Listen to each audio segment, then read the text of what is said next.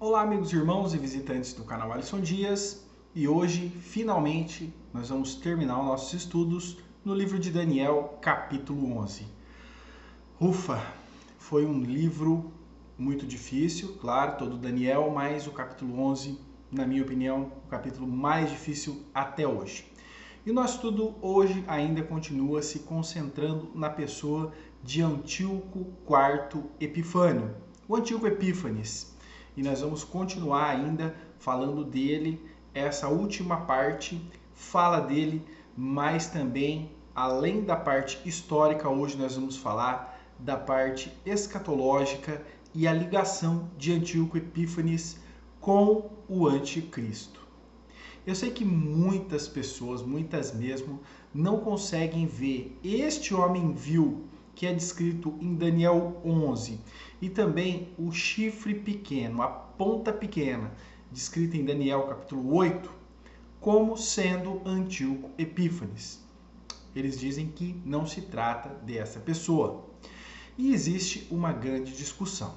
O problema é que essa discussão muitas vezes é muito acalorada. E as pessoas ficam brigando por é ou não é e ficam se ofendendo umas às outras. Eu, de acordo com o decorrer desse estudo, como vocês viram aí, o segmento de cada rei, de cada passagem de comando, de cada império, eu cheguei à conclusão de que sim, é Antíoco Epifânio. Muitos não. Mas o sentido não se perde. Ainda que eu esteja errado, o sentido de esta pessoa, este homem vil e a ponta pequena de Daniel 8 terem uma ligação muito próxima com o Anticristo, isso é certo em ambas as visões. E é nisso que você deve se ater. Se você não concorda que essa pessoa, o homem vil, a ponta pequena, seja Antíoco Epifânio, não importa, porque ainda assim ele tem todas as características e revelações do que será o Anticristo no futuro. Então hoje nós vamos estudar dos versículos 40 até 45, continuando a falar do homem vil, que na minha visão é Antíoco Epifânio, e vamos ver a parte histórica, que faltou ainda da conclusão do reino até a morte de Antíoco Epifânio, e também projetar isso para o futuro. Que ligação tem o homem vil, de Daniel capítulo 11, com o Anticristo que ainda há de surgir. Vamos ler versículos 40 até 43. Vamos lá. Ora, no fim do tempo, o rei do sul lutará com ele, e o rei do norte virá com um turbilhão contra ele, com carros e cavaleiros e com muitos navios, e entrará nos países e os inundará e passará adiante. Entrará na terra gloriosa e dezenas de milhares cairão, mas da sua mão escaparão estes, Edom e Moabe, e as primícias dos filhos de Amon. E estenderá sua mão contra os países, a terra do Egito não escapará. Apoderar-se-á dos tesouros de ouro e de prata e de todas as coisas preciosas do Egito. Os líbios e os etíopes o seguirão. Então nós vemos aqui uma frase, tá, que começa: ora, no fim do tempo. Guarda essa mensagem, essa frase, essa pequena frase, no fim do tempo, para o final da pregação. Mas diz que o rei do sul lutará contra ele. Contra ele quem? Contra quem nós estávamos falando? Antíoco Epifânio. E o rei do sul é quem nessa época?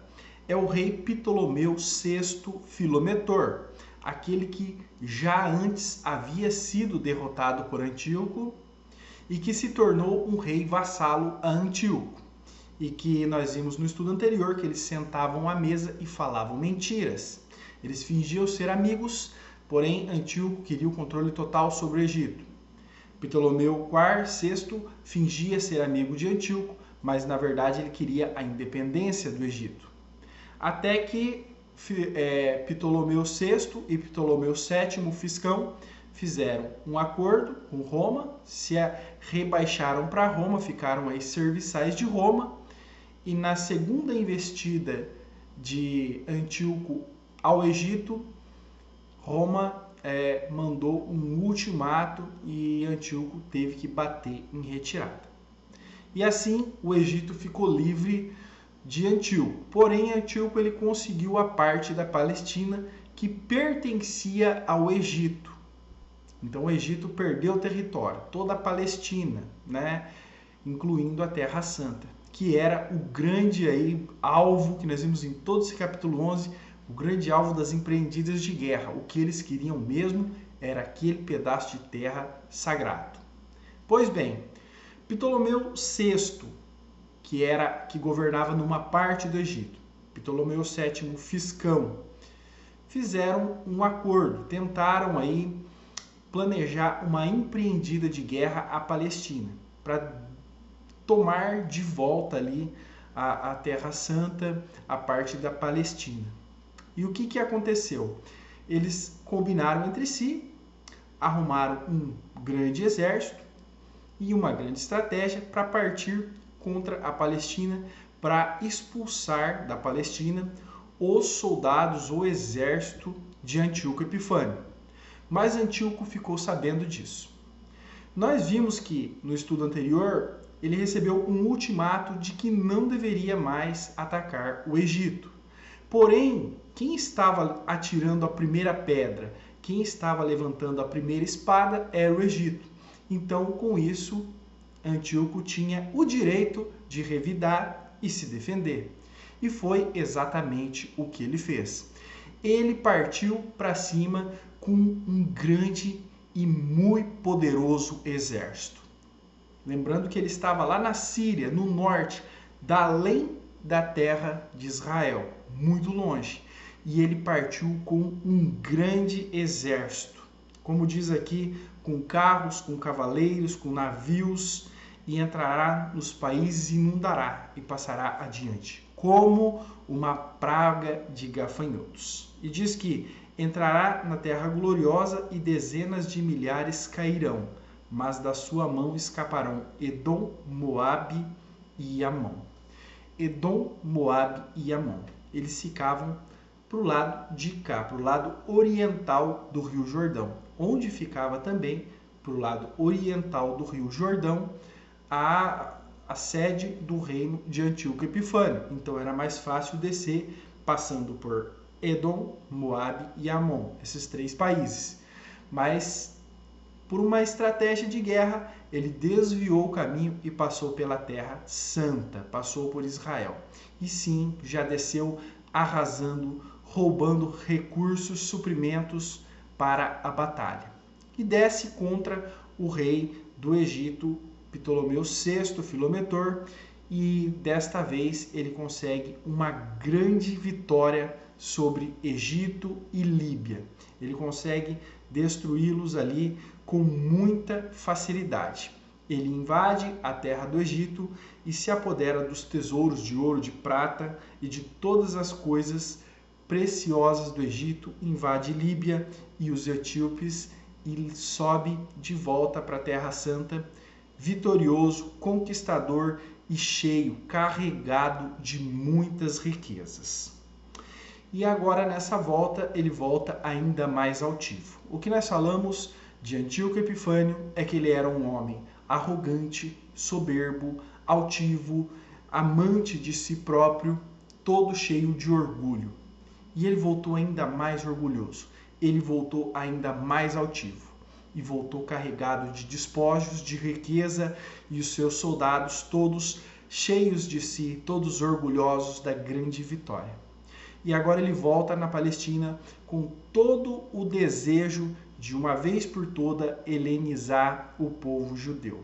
Como nós estudamos, ele queria impor à força, com violência, a cultura grega e forçar os judeus que abandonassem a sua cultura, a sua religião, a sua fé e passassem a servir aí a religião, cultura gregas, tá bom?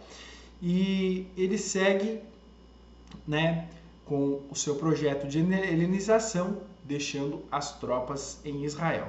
E todo esse gostinho de vitória fez voltar aquele desejo de Antíoco Epifânio de ser o conquistador, tá? Porém, os planos de Antíoco Epifânio começam a ir por água abaixo. Essa vitória sobre o Egito foi a sua última vitória. Daqui para frente é uma decaída total e Antíoco Epifânio começa a ter apenas derrotas. Então, lembre-se do que nós vamos falar. Ele subiu muito alto.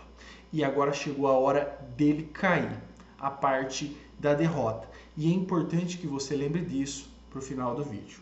Vamos lá, versículo 44.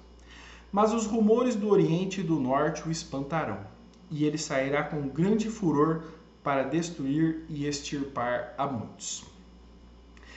Antíoco Epifânio, depois de derrotar o Egito, depois de avançar suas tropas sobre Israel, exigir a força, a helenização do povo judeu, ele volta lá para sua fortaleza, para o seu castelo.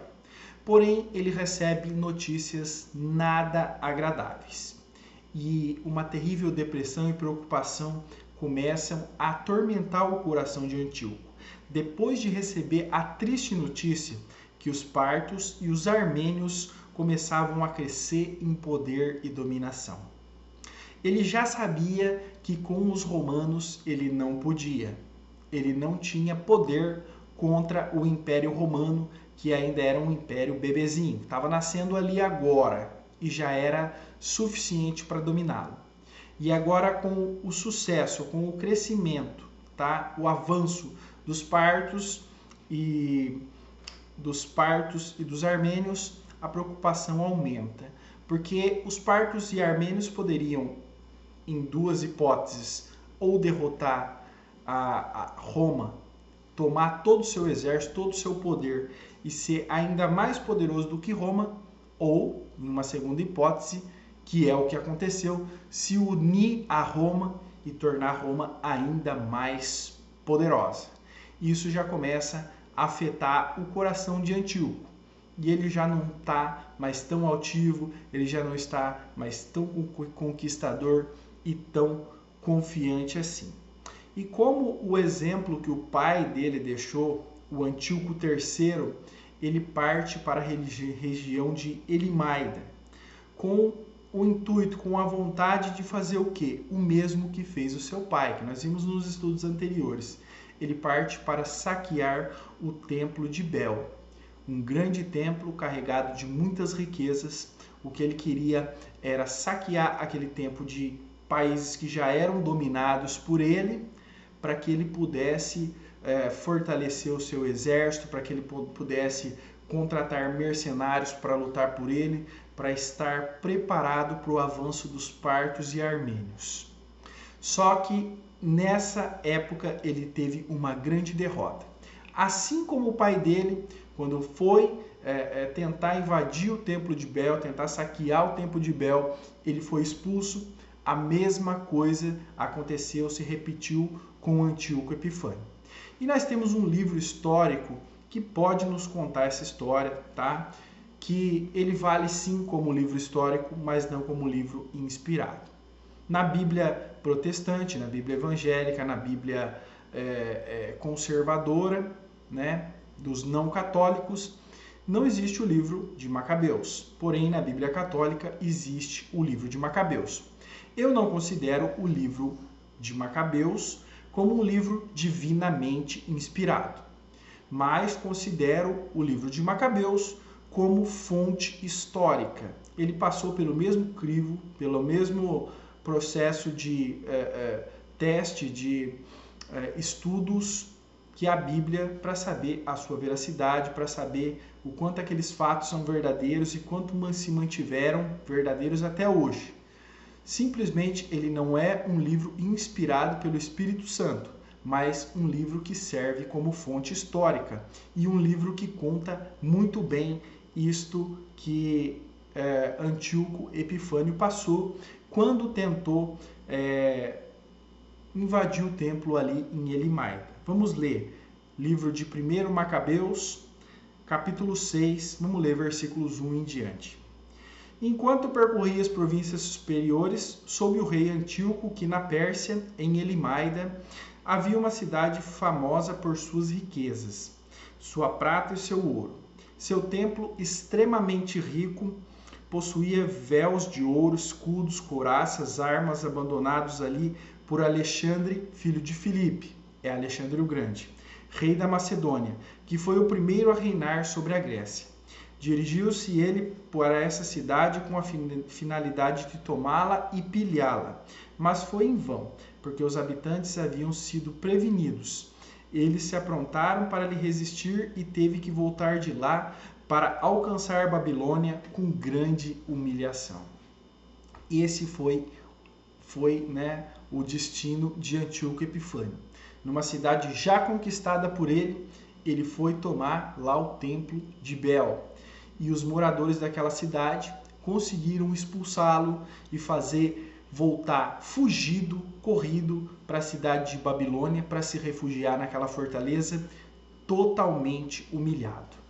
Veja como são as coisas. Aquele que saqueou e que profanou o templo de Deus, agora tenta saquear e profanar o templo de um Deus estranho, de um Deus morto, de um Deus criado pelos homens. E mesmo assim não consegue. Mesmo um Deus morto conseguiu derrotá-lo. A fé das pessoas num Deus morto conseguiu derrotá-lo e ele voltou completamente envergonhado. Mas se você acha que isso é uma desgraça pouca, pode ter certeza que não é.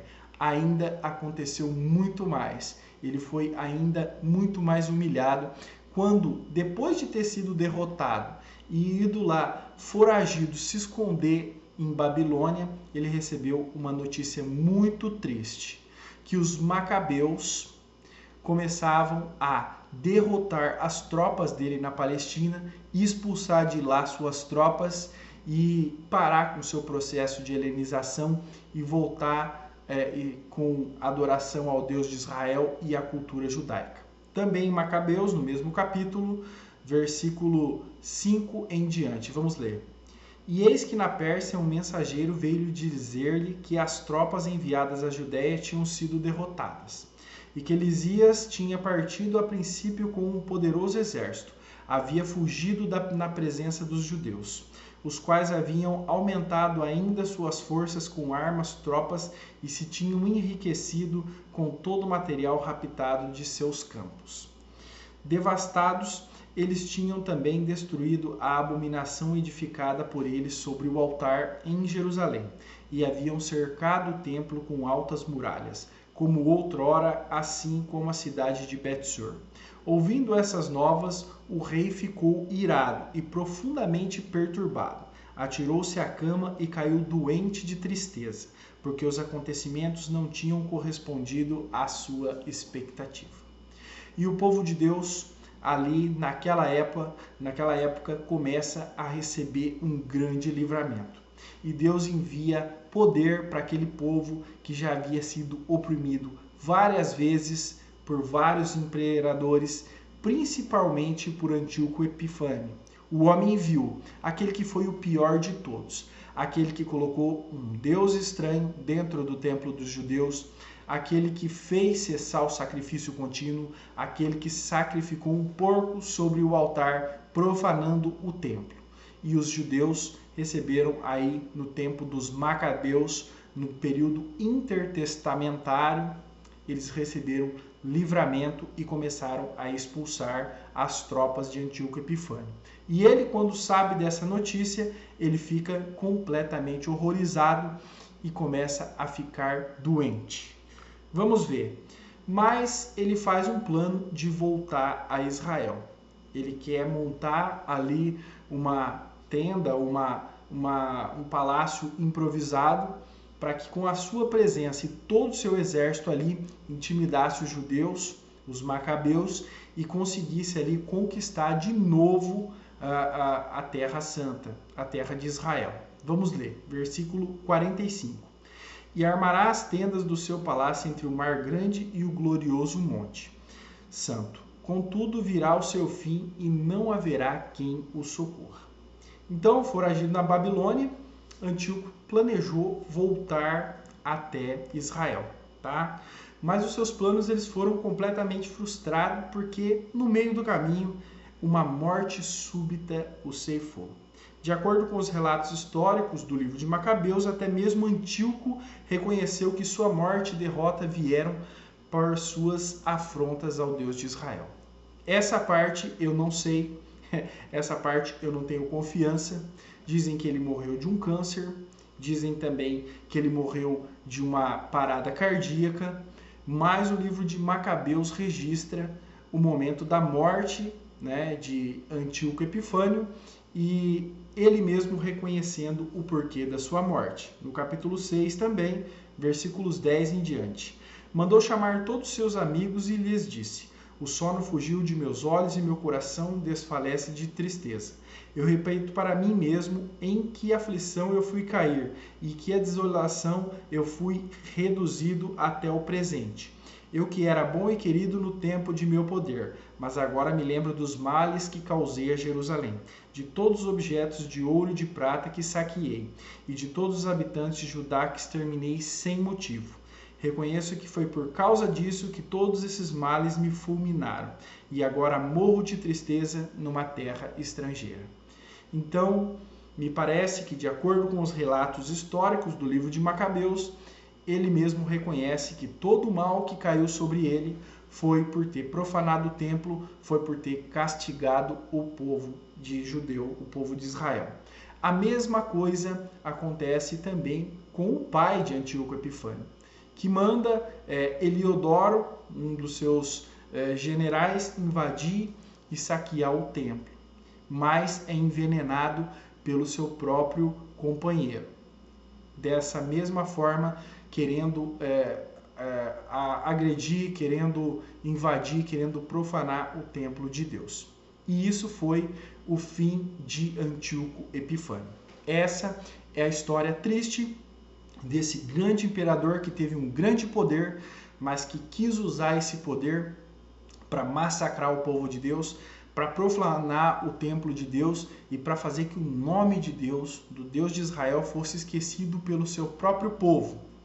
E que o povo que, desde a sua origem, desde os seus princípios, viveu para adorar esse Deus, esquecesse-se do seu Deus, deixasse o seu Deus de lado e fossem servir a um Deus estranho.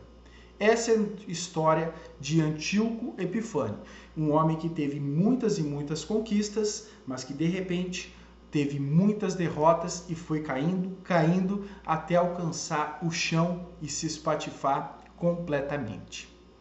Mas como nós vimos no começo, no primeiro versículo, versículo 40, fala: e no tempo do fim. Bom, o tempo do fim, como nós vamos ver no próximo estudo, no capítulo 12, o tempo do fim sempre, na maioria das vezes, em linguagem escatológica, se refere ao tempo do fim de fato, grande tribulação, volta de Cristo, milênio, o fim dos tempos, o grande juízo, o grande dia da ira de Deus. E aqui fala o tempo do fim, mas está falando de um personagem que já viveu nessa terra e que já passou. Então, esse personagem que nós consideramos aqui no nosso estudo como Antíoco Epifânio, ele sim é um reflexo, ele é uma sombra, ele é um personagem que representa o que será o anticristo no futuro. E conhecendo bem a história de Antíoco Epifânio, nós vamos conhecer muito bem como será o anticristo, aquele que ainda há de se manifestar no mundo, e acredito eu que não esteja muito longe disso acontecer. Nós vimos na trajetória de Antíoco Epifânio que, primeiro, ele esteve no lugar mais profano de toda a terra na sua época. Ele esteve em Roma e lá ele aprendeu coisas abomináveis. Lá ele aprendeu a prática de esporte no ginásio, onde os homens praticavam esportes completamente nus e dando glória aos deuses gregos, aos deuses de pedra, aos deuses mortos. Coisa que ele trouxe, coisa que ele levou para Jerusalém.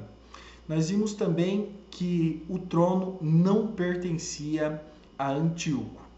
O trono já tinha um sucessor legítimo, mas ele com lisonjas, conquistando reis, fazendo política, contando mentiras, fazendo fofocas, lisonjas, ele consegue o trono, mesmo não sendo o sucessor legal. Não só isso, depois de conquistado o trono, ele também assassina aos herdeiros legítimos e todos aqueles que defendiam. Então ele conquista o seu sangue, o seu trono, com sangue e com mentiras, com enganações e com falácias. Esse vai ser o mesmo comportamento do anticristo. Um homem que vai nascer e viver na promiscuidade. Um homem que não tem o direito real ao trono, mas que com as suas enganações, sutilezas, com as suas mentiras, ele vai conquistar o trono. Assim também será com o anticristo. E nós vimos como Antíoco Epifânio desejava o poder sobre o povo de Deus e sobre o templo. Esse foi o desejo dele. Primeiro ele retirou o sumo sacerdote Onias, o sumo sacerdote legítimo, da linhagem legítima constituído por Deus. Ele retira esse sumo sacerdote e coloca o sumo sacerdote falso, Josué, que de tão falso e tão helenizado que estava, tão amante da cultura grega, que usava o seu nome em grego, Jason. E Antíoco Epifânio tomou todo o poder ali de Israel através de Jason, o seu fantoche, e começou a dar ordens. Ele proibiu o culto a Deus, ele proibiu a guarda do sábado, ele proibiu a circuncisão, ele proibiu os judeus de fazerem orações ao seu Deus, ele proibiu os judeus de estarem no templo, ele profanou o templo, ele fez coisas terríveis e assim, de uma forma blasfema, com uma voz altiva, arrogante e orgulhosa, ele levantou sua voz contra Deus. O anticristo assim será também. O anticristo também vai dominar no seu tempo a religião judaica, através do falso profeta, personagem que nós já falamos muito aqui, temos muito estudo sobre o falso profeta, vou deixar na descrição para vocês, e também ele vai reinar sobre Jerusalém. Antíoco Epifânio invadiu o templo, onde era lugar somente para os levitas, e no lugar mais sagrado do templo, somente para o sumo sacerdote. Ele invadiu o templo, levando consigo os seus deuses, e fez um culto estranho a Deus, e profanou o templo de Deus, sacrificando um porco. Assim também será exatamente o que vai acontecer com o anticristo. Ele vai reconstruir o templo de Salomão, que hoje não existe. E de lá de dentro ele vai reinar sobre os judeus. E ele vai dominar tanto os judeus politicamente, como ele vai também dominar na esfera religiosa. E vai ser muito mais ainda do que foi Antíoco Epifânio. Porque ele mesmo se assentará no templo de Deus, querendo parecer Deus, e ele será adorado não só pelos judeus, mas pelo mundo todo, como se fosse Deus. E ele levantará sua voz, arrogante e orgulhosa, em palavras contra o Altíssimo. E o anticristo também levará muito prestígio. Ele será um grande rei, ao contrário de Antíoco Epifânio, não dominará somente o Egito, mas dominará todo o mundo. Ele será um grande e poderoso conquistador. E o seu reino tem um período já exato e fixado de 7 anos.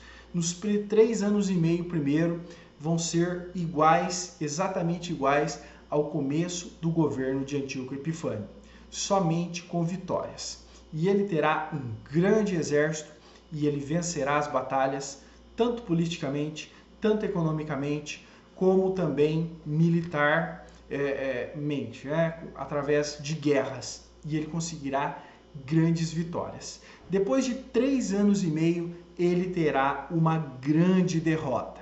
Assim como foi na sua segunda investida ao Egito, que ele ficou completamente envergonhado quando ele recebeu um ultimato dos romanos e voltou completamente humilhado de volta para sua terra. Aos 3 anos e meio de governo do anticristo, a mesma coisa vai acontecer. O seu reino começará a desmoronar. Deus enviará calamidades por todo o mundo, as 7 trombetas, as 7 taças. E o anticristo verá todo o seu poder, todo o seu governo ruindo e sendo destruído sem que ele nada possa fazer.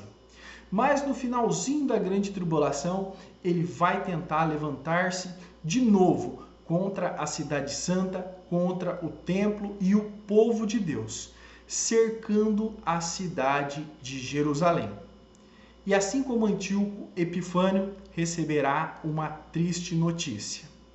O anticristo, com suas tropas, sitiará Jerusalém para dar o golpe final. Nós vimos que Antíoco Epifânio conseguiu uma última investida no Egito, uma grande vitória, e na sua última cartada ele foi derrotado. Foi expulso do templo e as suas tropas também em Israel foram expulsas pelos macabeus. E o anticristo, na sua última investida, na sua última tentativa de vitória, será derrotado por nosso Senhor Jesus Cristo de uma vez por todas e para sempre. Então, esse é o estudo de capítulo 11, hoje terminando com alguns minutos passados, mas conseguimos. E esse é o estudo de Daniel capítulo 11, que finalmente nós conseguimos terminar. E espero, talvez ainda essa semana, trazer o capítulo 12 e encerrar esse livro tão importante. Se você assistiu o vídeo até aqui, muito obrigado e até o próximo estudo.